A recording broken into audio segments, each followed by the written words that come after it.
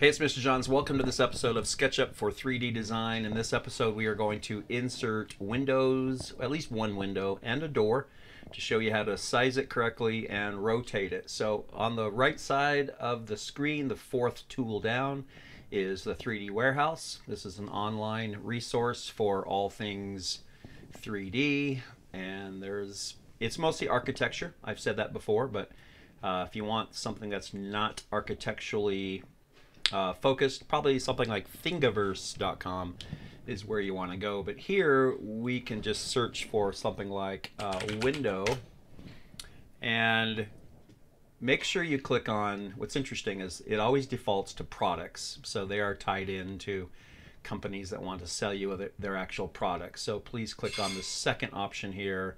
You see that this is underlined, so we want to click on models. These are obviously different. These are user created instead of the products will look exactly like or more like a real window because you can actually order them.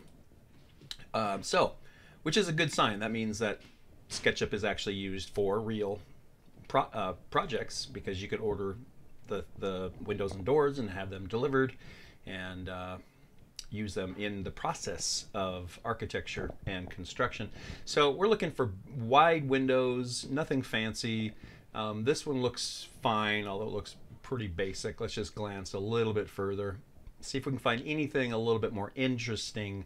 I like this. That has some style. So if you click on download, it will put it right into the size is not perfect. It's close though. Anyway, when you hit download, it'll bring it right into the project. So luckily it came in facing the correct way. So let's go ahead and do one this way, and I'm gonna go ahead and click to place it, and it's actually pretty good. So what we can do is, while it's highlighted, go over here to the move tool and then down to scale. We've done that before. So in this case, we want to scale it to fit the window opening, and so you're gonna play with these sizing tools until you can get, and you're gonna have to switch between move and scale. This is obviously too, let's see, there we go, obviously too tall of a window. So if you can, whoa, careful there, I can control Z. So my favorite thing is to grab a corner. This is a little tip that will give you a lot of advantages here. Grab a corner and drag it to a corner. It'll snap in place. And you'll see, look at that, how well that fits. Now all I have to do is, unzip, Control Z. Go to the scale tool and grab this. I'm going to grab this middle green and scale it that way until it snaps in place there. So that was not the original intent for size, but I'm gonna click on the arrow key just to unselect. But you can see how I forced that to fit that window opening, which looks really cool.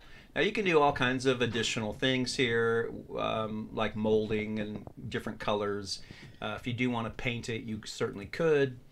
Just go over to the paint and give it a color. So that's part of the process of decorating your house. And should it have some trim around it? Probably, but this is as far as you need to go for this project. So you see how easy that was. It's really just a case of scaling it and moving it. That's it. We didn't have to rotate it. So what I'm going to do here is go ahead and Control C, Control V, and I'm going to make another one because it will fit. Because I was careful about making those windows the same size, it literally will just snap into place, which is awesome. Now what about this one? So if I were to Control V again, you'll notice that it's facing the wrong direction, and this is exactly what I wanted to show you. And so we want to go to the rotate tool, which is under the move tools again, because it's a type of movement, and the middle one is rotate. Now where the side that you snap your tool onto, think about it as you're going to rotate it around that axis. So I want to rotate click on the very top here. So this is the case for a refrigerator, a stove, anything you import from the 3D warehouse that you need to rotate. You most likely will click on the top, and I like to click right in the middle. So you click once to place it, and then you rotate the tool. So it's, you notice that it changes axis. Right now it's on the, what axis are we on? The red axis, and I want to rotate it to the green axis. So then once I'm there with that protractor, I click. Now I'm not done yet.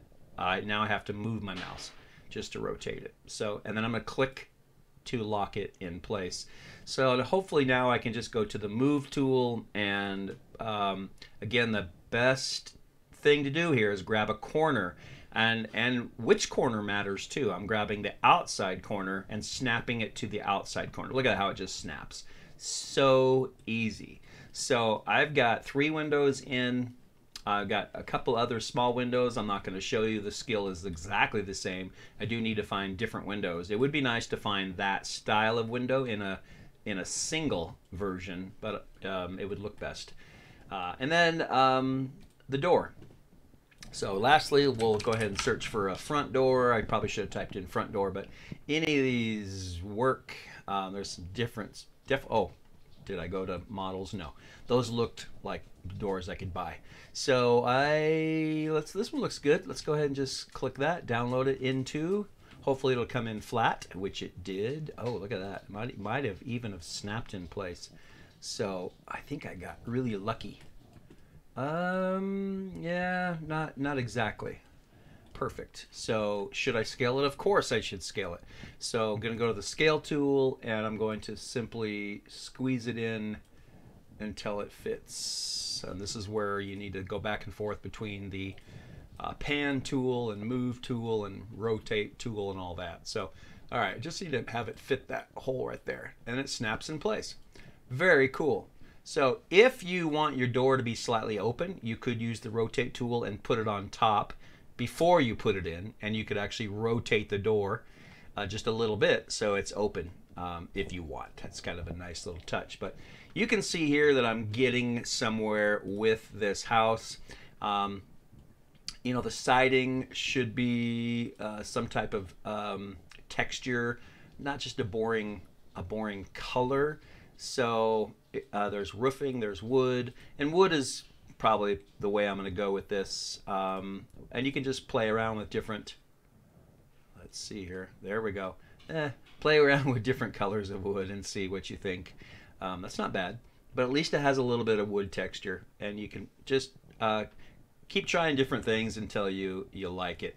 Maybe a synthetic surface would be good. Maybe a dark black would look nice. Who knows? But just stone, maybe a stone house. I don't know.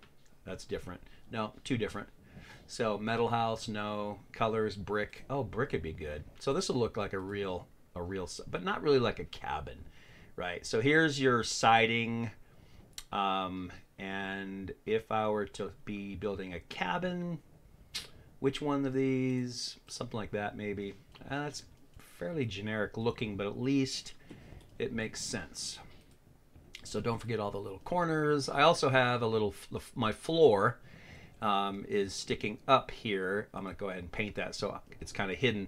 But I was going to raise the porch up here an inch, and so it would be at the same height, and then also make some stairs. So that's the direction I'm going with that. Let's go ahead and just, as long as I'm here, rotate around and paint all the corners.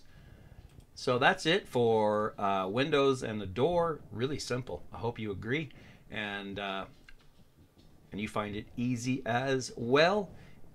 Keep working along on that cabin. I look forward to seeing it when you're done. For now, Mr. Johns out.